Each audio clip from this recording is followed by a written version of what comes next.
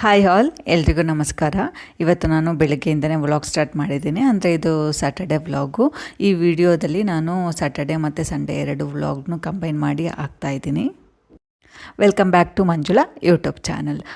ಯಾರ್ಯಾರು ನನ್ನ ಚಾನಲ್ನ ಸಬ್ಸ್ಕ್ರೈಬ್ ಮಾಡ್ದಲೇ ಈ ವಿಡಿಯೋ ನೋಡ್ತಾ ಇದ್ದೀರೋ, ಈ ವಿಡಿಯೋ ಕೆಳಗಡೆ ನಾನು ಚಾನಲ್ ಲಿಂಕ್ ಹಾಕಿರ್ತೀನಿ. ಆ ಲಿಂಕ್ ಕ್ಲಿಕ್ ಮಾಡಿ ಹಾಗೆ ನನ್ನ ಚಾನಲ್ನ ಸಬ್ಸ್ಕ್ರೈಬ್ ಮಾಡ್ಕೊಳ್ಳಿ. ನಾನು ಇವತ್ತಿನ ತಿಂಡಿಗೆ ಪಡ್ಡು ಮಾಡ್ಕೊಳ್ಳೋಣ ಅಂತ ಇದ್ದೀನಿ. ಈಗ ಫಸ್ಟ್ ಪಡ್ಡು ಮಾಡ್ಕೊಳ್ಳೋಕ್ಕೆ ನಾನು ಏನೇನು ತೊಗೊಂಡಿದ್ದೀನಿ ಅಂತ ಹೇಳ್ತೀನಿ. ಕ್ಯಾರೆಟ್, ಈರುಳ್ಳಿ, ಬೆಳ್ಳುಳ್ಳಿ, ಶುಂಠಿ, ನುಗ್ಗೆಸೊಪ್ಪು, ಕರಿಬೇವು, ಹಾಗೆ ಸ್ವಲ್ಪ ಹಸಿಕಾಯಿ ತೊಗೊಂಡಿದ್ದೀನಿ. ಹಾಗೆ ಕ್ಯಾರೆಟ್ ಮತ್ತು ಶುಂಠಿ ತೊಗೊಂಡಿದ್ನಲ್ಲ, ಅದನ್ನು ಮೇಲಿನ ಲೇಯರ್ ತೆಗೆದು ತುರಿದು ಇಟ್ಕೊಂಡಿದ್ದೀನಿ.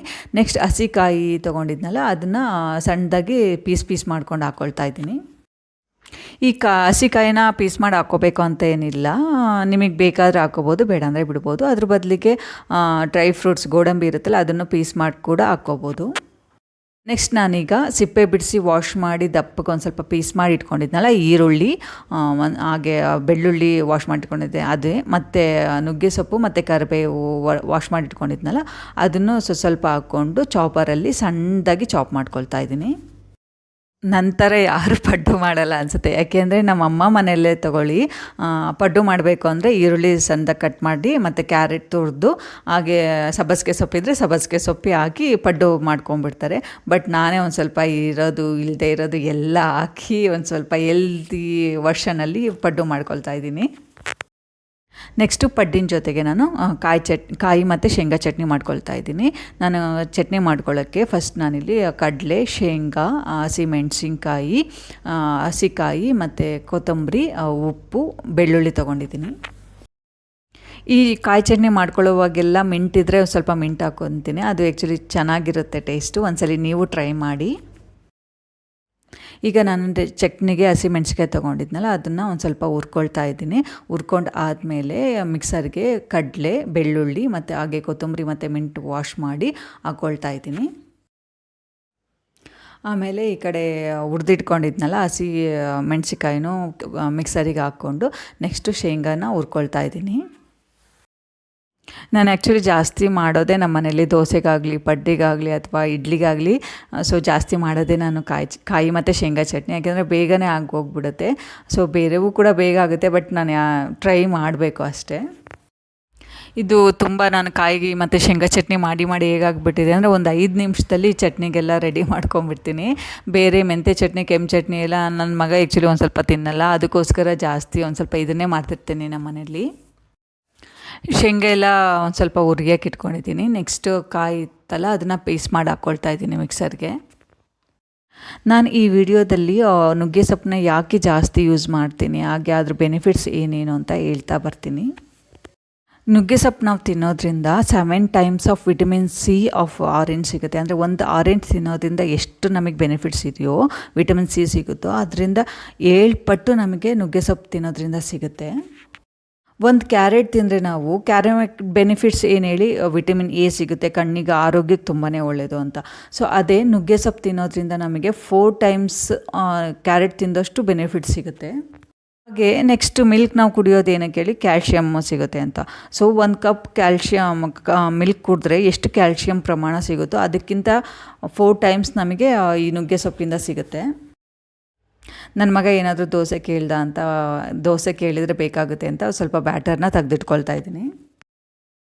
ನೆಕ್ಸ್ಟ್ ಈಗ ನಾನು ಸಣ್ಣದಾಗಿ ಚಾಪ್ ಮಾಡಿ ಇಟ್ಕೊಂಡಿರೋ ಈರುಳ್ಳಿ, ನುಗ್ಗೆ ಸೊಪ್ಪು, ಕರಿಬೇವು, ಬೆಳ್ಳುಳ್ಳಿ, ಹಾಗೆ ತುರಿದಿಟ್ಕೊಂಡಿರೋ ಕ್ಯಾರೆಟು ಮತ್ತು ಶುಂಠಿನ ಬ್ಯಾಟರ್ಗೆ ಹಾಕ್ಕೊಂಡು ಒಂದು ಸ್ವಲ್ಪ ಉಪ್ಪು ಹಾಕ್ಕೊಂಡು ಪಡ್ಡು ಬ್ಯಾಟರ್ನ ರೆಡಿ ಮಾಡಿಕೊಂಡೆ. ಪಡ್ಡು ಬ್ಯಾಟರ್ಗೆ ಬೇಕಾದರೆ ನಿಮಗೆ ಇಷ್ಟ ಇದ್ದರೆ ಎಳ್ಳು ಕೂಡ ಹಾಕ್ಕೋಬೋದು. 1 ಟೇಬಲ್ ಸ್ಪೂನಷ್ಟು ಹಾಕ್ಕೊಂಡ್ರೆ ಸಾಕು. ನಾನು ವಿಂಟರ್ ಟೈಮಲ್ಲಿ ಜಾಸ್ತಿ ಎಳ್ಳನ್ನ ಯೂಸ್ ಮಾಡ್ತೀನಿ, ಸಮ್ಮರ್ ಅಲ್ವಾ, ಸೊ ಅಷ್ಟಾಗಿ ನಾನು ಎಳ್ಳು ಯೂಸ್ ಮಾಡಲ್ಲ. ಇದ್ರ ಜೊತೆಗೆ ಸ್ವಲ್ಪ ಜೀರಿಗೆ ಹಾಕ್ಕೊಂಡು ಎಲ್ಲ ನೀಟಾಗಿ ಮಿಕ್ಸ್ ಮಾಡ್ಕೊಳ್ತಾ ಇದ್ದೀನಿ. ನನ್ನ ಹಸ್ಬೆಂಡ್ ಯೂಶ್ವಲಿ ಹೇಳ್ತಾನೆ ಇರ್ತಾರೆ, ಪಾಪ ಪಡ್ಡಿಗೆ ಜಸ್ಟ್ ಈರುಳ್ಳಿ ಮತ್ತು ಕ್ಯಾರೆಟು, ಹಾಗೆ ಯಾವುದಾದ್ರೂ ಸೊಪ್ಪು, ಸಬ್ಬಸಿಗೆ ಸೊಪ್ಪಿದ್ರೆ ಅಥವಾ ಮೆಂತ್ಯ ಸೊಪ್ಪು ಯಾವುದಾದ್ರೂ ಒಂದು ಹಾಕಿ ಮಾಡಿಕೊಡು ಸಾಕು, ಇದೆಲ್ಲ ಹಾಕ್ಬೇಡ. ಅಂದರೆ ಹಂಗೆ ಅಲ್ವಾ, ಎಲ್ದಿ ಎಷ್ಟು ಆ್ಯಡ್ ಮಾಡ್ತಾ ಹೋಗ್ತೀವೋ ಅಷ್ಟು ರುಚಿ ಕಡಿಮೆ ಆಗ್ತಾ ಬರುತ್ತೆ. ಹಾಗೆ ನುಗ್ಗೆ ಸೊಪ್ಪಿಂದ 3 times of potassium of banana, ಅಂದರೆ ಒಂದು ಬನಾನಾ ತಿನ್ನೋದ್ರಿಂದ ಪೊಟ್ಯಾಷಿಯಮ್ ಎಷ್ಟು ಸಿಗುತ್ತೋ ಹಾಗೆ ನುಗ್ಗೆ ಸೊಪ್ಪು ತಿನ್ನೋದ್ರಿಂದ ಅದ್ರದ್ದು 3 ಪಟ್ಟು ನಮಗೆ ಸಿಗುತ್ತೆ. ಹಾಗೆ ಯೋಗರ್ಟ್ ತಿನ್ನೋದ್ರಿಂದ ಯೂಶ್ವಲಿ ಪ್ರೋಟೀನ್ಸ್ ಎಲ್ಲ ಬರುತ್ತಲ್ಲ, ಸೊ ಅದೇ ಪ್ರೋಟೀನ್ ಅಂಶ ಕೂಡ ಈ ನುಗ್ಗೆ ಸೊಪ್ಪಿಂದ ಸಿಗುತ್ತೆ ನಮಗೆ.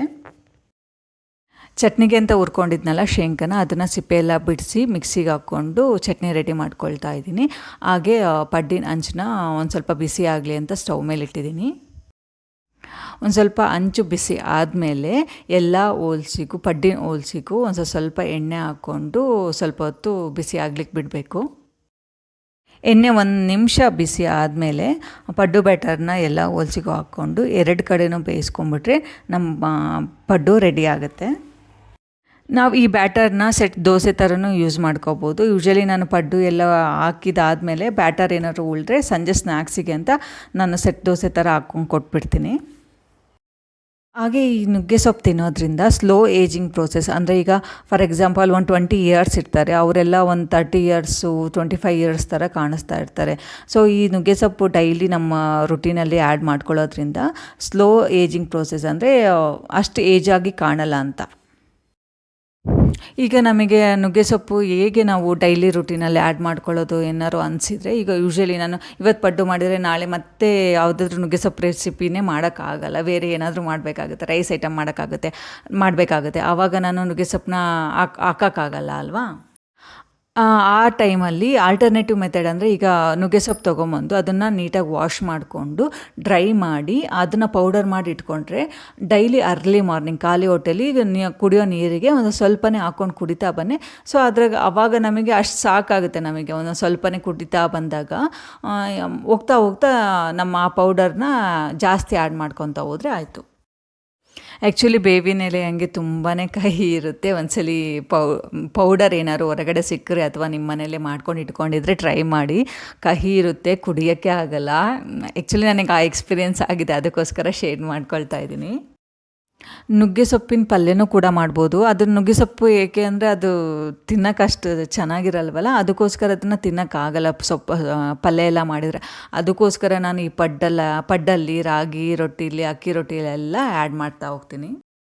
ಹಾಗೆ ಇವತ್ತು ಮಧ್ಯಾಹ್ನಕ್ಕೆ ಮತ್ತು ನೈಟ್ ಡಿನ್ನರ್ಗೆ ಅಂತ ನುಗ್ಗೆಕಾಯಿ ಸಾರು ಹಾಗೆ ಮುದ್ದೆ ಮಾಡ್ಕೊಳ್ತಾ ಇದ್ದೀನಿ. ಇದು ನೈಟ್ ಡಿನ್ನರ್ದು. ಸೊ ಮುದ್ದೆಗೆ ಫಸ್ಟ್ ನಾನಿಲ್ಲಿ ಒಂದು ಸ್ವಲ್ಪ ನೀರು ಹಾಕ್ಕೊಂಡು ಅದಕ್ಕೆ ಸ್ವಲ್ಪ ಹಿಟ್ಟು ಹಾಕ್ಕೊಂಡು ಗೂರಾಟ್ಕೊಳ್ತಾ ಇದ್ದೀನಿ. ನೀರಿಗೆ ಹಿಟ್ಟು ಹಾಕಿದಾದ್ಮೇಲೆ ಹಿಂಗೆ ಕಂಟಿನ್ಯೂಸ್ ಸ್ಟಿರ್ ಮಾಡ್ತಾನೇ ಇರಬೇಕು. ಎಲ್ಲಿ ತನಕ ಅಂದರೆ ಅದು ಗಟ್ಟಿ ಆಗ್ತಾ ಬರುತ್ತೆ, ಅದು ಪೇಸ್ಟ್ ಇರುತ್ತಲ್ಲ ಅದು ಗಟ್ಟಿ ಆಗ್ತಾ ಹೋಗುತ್ತೆ, ಅಲ್ಲಿ ತನಕ ಸ್ಟಿರ್ ಮಾಡ್ತಾನೇ ಇರಬೇಕು. ಇಲ್ಲಾಂದರೆ ಗಂಟಾಗಿ ಮುದ್ದೆ ಎಲ್ಲ ಚೆನ್ನಾಗಾಗಲ್ಲ. ಅದಕ್ಕೋಸ್ಕರ ನೀವು ನೋಡ್ತಾ ಇದ್ದೀರಲ್ಲ ಗಟ್ಟಿ ಆಗ್ತಾ ಬರ್ತಾ ಇದೆ. ಸೊ ಅಲ್ಲಿ ತನಕ ಹಿಂಗೆ ಸ್ಟಿರ್ ಮಾಡ್ಕೊತಾನೇ ಇದ್ದು ಕೊನೆಗೆ ಹಿಟ್ಟು ಹಾಕ್ಕೊಂಡ್ರೆ ಅಲ್ಲಿಗೆ ನಮ್ಮ ಒಂದು ಅರ್ಧ ಗಂಟೆ ಕುದಿಯೋಕ್ಕಿಟ್ರೆ ನಮ್ಮ ಮುದ್ದೆ ರೆಡಿ ಆಗುತ್ತೆ.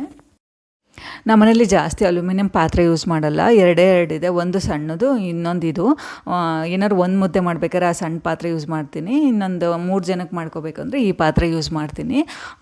ಸ್ಟೀಲ್ ಪಾತ್ರೆಲೆಲ್ಲ ನಾವು ಮುದ್ದೆ ಮಾಡೋಕ್ಕೆ ಹೋದರೆ ತಳ ಸೀದೋಗಿ ಮುದ್ದೆ ಎಲ್ಲ ಚೆನ್ನಾಗೇ ಆಗಲ್ಲ. ಅದಕ್ಕೋಸ್ಕರ ನಾನು ಮುದ್ದೆ ಮಾಡಲಿಕ್ಕೋಸ್ಕರ ನಾನು 2 ಪಾತ್ರೆ ಇಟ್ಕೊಂಡಿದ್ದೀನಿ ಅಷ್ಟೇ, ಅಲ್ಯೂಮಿನಿಯಂ ಪಾತ್ರೆ. ಡಿನ್ನರ್ ಜೊತೆಗೆ ಸ್ವಲ್ಪ ಸ್ಯಾಲಡ್ಸ್ ಕೂಡ ಕಟ್ ಮಾಡ್ಕೊಳ್ತಾ ಇದ್ದೀನಿ, ಕುಕುಂಬರು ಮತ್ತು ಕ್ಯಾರೆಟು. ಕುಕುಂಬರ್ ಯೂಶ್ವಲಿ ಸಮ್ಮರ್ ಅಲ್ವಾ, ಅದಕ್ಕೋಸ್ಕರ ಡೈಲಿ ನಮ್ಮ ಮನೇಲಂತೂ ಕುಕುಂಬರ್ ಇರಲೇಬೇಕು. ನಾವು ಈ ಕುಕುಂಬರ್ನ ಡೈಲಿ ತಿನ್ನೋದ್ರಿಂದ ಅಥವಾ ರೆಗ್ಯುಲರ್ ಬೇಸಿಸಲ್ಲಿ ತಿನ್ನೋದ್ರಿಂದ ನಮ್ಮ ಬಾಡಿ ಹೈಡ್ರೇಟ್ ಆಗಿರುತ್ತೆ, ಹಾಗೆ ನಮ್ಮ ಬಾಡಿನ ಕೂಲಾಗಿರೋಕ್ಕೂ ಹೆಲ್ಪ್ ಮಾಡುತ್ತೆ ಈ ಕುಕುಂಬರು. ನೆಕ್ಸ್ಟ್ ಈಗ ಹಿಟ್ಟು ಹಾಕಿ ಒಂದು ಅರ್ಧ ಮುಕ್ಕಾಲು ಗಂಟೆ ಆದಮೇಲೆ ಹಿಂಗೆ ನಿಧಾನಕ್ಕೆ ಗುರಾಡ್ತಾ ಬರಬೇಕು. ಇಲ್ಲಾಂದರೆ ಜೋರಾಗಿ ಗುರಾಡಿದರೆ ಸಡನ್ನಾಗಿ ಈಗ ಏನಾಗುತ್ತೆ ಅಂದರೆ ಗಂಟು ಆಗಿಬಿಡುತ್ತೆ. ಸೊ ಹಿಟ್ಟೆಲ್ಲ ನೀಟಾಗಿ ಅದಕ್ಕೆ ಪೇಸ್ಟಿಗೆ ಮಿಕ್ಸ್ ಆಗೋ ಥರ ಸ್ಟಾರ್ಟಿಂಗ್ ಒಂದು ಸ್ವಲ್ಪ ನಿಧಾನಕ್ಕೆ ಸ್ಟಿರ್ ಮಾಡಿದ್ರಾಯಿತು. ಆಮೇಲೆ ಜೋರಾಗಿ ಸ್ಟಿರ್ ಮಾಡಿಕೊಂಡು ಅದನ್ನು ನೀಟಾಗೆ ನಾದ್ಕೋಬೇಕು. ನನಗೇನು ಅನಿಸುತ್ತೆ ಅಂದರೆ ಈ ಮುದ್ದೆ ಕೂಡ್ಸೋಬೇಕಾರೆಲ್ಲ ಒಂದ್ಸಲಿ ಉಂಡು ಆಮೇಲೆ ಕೂಡ್ಸೋಕ್ಕೆ ಬರಬೇಕು ಅನಿಸುತ್ತೆ. ಯಾಕೆಂದರೆ ಅಷ್ಟು ಎನರ್ಜಿ ಬೇಕು. ಆ ಗಂಟು ಅಕಸ್ಮಾತ್ ಏನಾದ್ರು ಇದ್ದರೆ ಅದೆಲ್ಲ ಒಡೆದೋಗ್ಬೇಕಲ್ಲ, ಅದಕ್ಕೋಸ್ಕರ ಒಂದು ಸ್ವಲ್ಪ ಫಾಸ್ಟಾಗಿ ಅನ್ಬೇಕು ಮತ್ತು ಎನರ್ಜಿನೂ ಕೂಡ ಅಷ್ಟೇ ಬೇಕು. ಇನ್ನು ಆ್ಯಕ್ಚುಲಿ 2 ಥರ ಮುದ್ದೆ ಮಾಡ್ತಾರೆ. ಒಂದು ನಾನು ಮಾಡಿದ ಥರ, ಇನ್ನೊಂದು ಬಿಸಿ ನೀರಿಗೆ ಅಂದರೆ ನೀರು ಕುದಿಬೇಕಾದ್ರೆ ಹಿಟ್ಟಾಕಿ ಒಂದು ಸ್ವಲ್ಪ ಹೊತ್ತು ಬೇಯಲಿಕ್ಕೆ ಬಿಡ್ತಾರೆ ಅಷ್ಟೇ. ಬಟ್ ನಾನು ಆ ಥರ ಮುದ್ದೆ ಮಾಡಿದ್ದೀನಿ ಒಂದ್ಸಲಿ. ಬಟ್ ಆಗ ಮಾಡ್ಬೇಕಾರೆಲ್ಲ ನನಗೆ ಜಾಸ್ತಿ ಗಂಟೆ ಬಂದಿದೆ ಮುದ್ದೆಯಲ್ಲಿ, ಈ ಥರ ನಯಸ್ಸಾಗಿ ಬಂದಿಲ್ಲ. ಸೊ ಅದಕ್ಕೋಸ್ಕರ ಆ ಮೆಥಡ್ ಬಿಟ್ಟು ನಾನು ಈ ಮೆಥಡೇ ಫಾಲೋ ಮಾಡಿದ್ದೀನಿ. ನಮ್ಮಮ್ಮ ಅವರೆಲ್ಲ ಈ ಥರನೇ ಮಾಡೋದು. ಸೊ ನೀವೇ ನೋಡ್ತಿದ್ದೀರಲ್ಲ ಎಷ್ಟು ಚೆನ್ನಾಗಿ ಬಂದಿದೆ ಮುದ್ದೆ ಅಂತ. ಈಗ ನೆಕ್ಸ್ಟ್ ತಟ್ಟೆ ಎಲ್ಲ ರೆಡಿ ಮಾಡಿಕೊಂಡು ಮುದ್ದೆ ಬೌಲ್ ಇರುತ್ತಲ್ಲ, ಆ ಮುದ್ದೆ ಬೌಲಿಗೆ ಕೆಳಗಡೆ ಒಂದು ಸ್ವಲ್ಪ ನೀರು ಹಾಕ್ಕೊಂಡು ಒಂದೊಂದು ಸ್ವಲ್ಪನೇ ಮುದ್ದೆ ಅದನ್ನು ಹಾಕ್ಕೊಂಡು ತಟ್ಕೊತಾ ಬಂದರೆ ನಮ್ಮ ಮುದ್ದೆ ರೆಡಿ ಆಗುತ್ತೆ.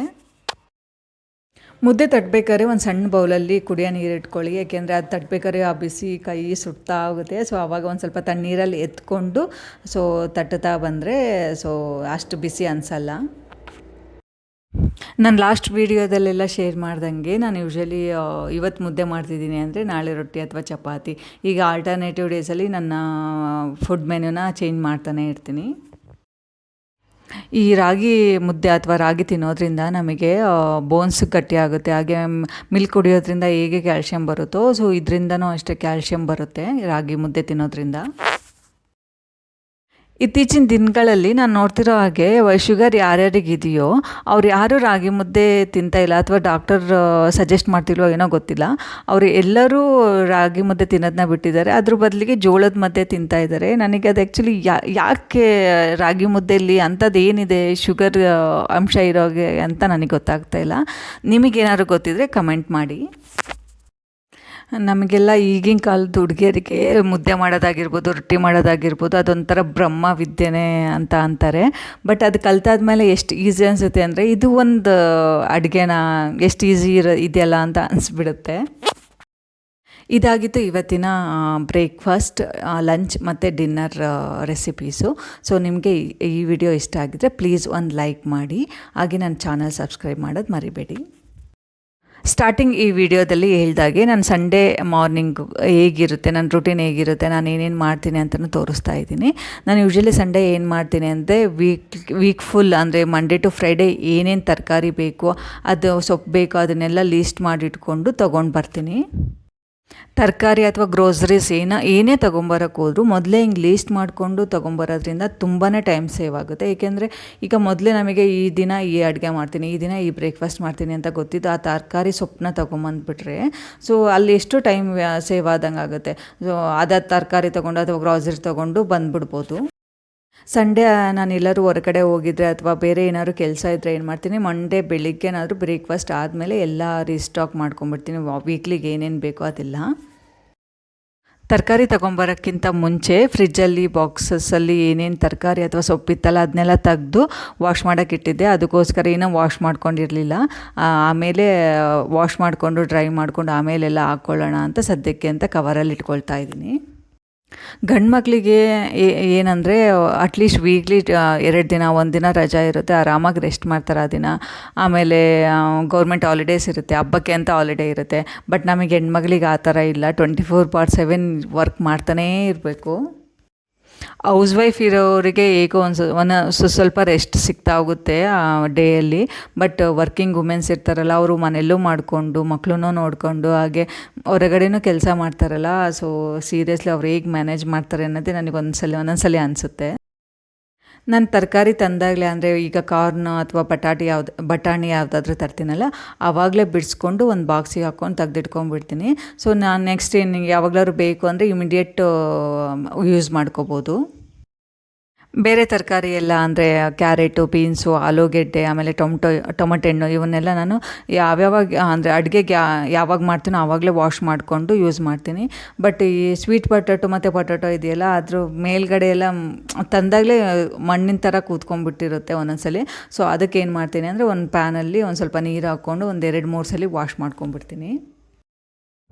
ಸಂಡೇ ನನಗೆ ಏನು ಅನಿಸುತ್ತೆ ಅಂದರೆ ಹೊರಗಡೆ ಅಡುಗೆ ಮಾಡಿರ್ತೀನಲ್ಲ ಸಂಡೇನಾದ್ರು ಸ್ವಲ್ಪ ರೆಸ್ಟ್ ಬೇಕು ಅಂತ ಅನಿಸುತ್ತೆ.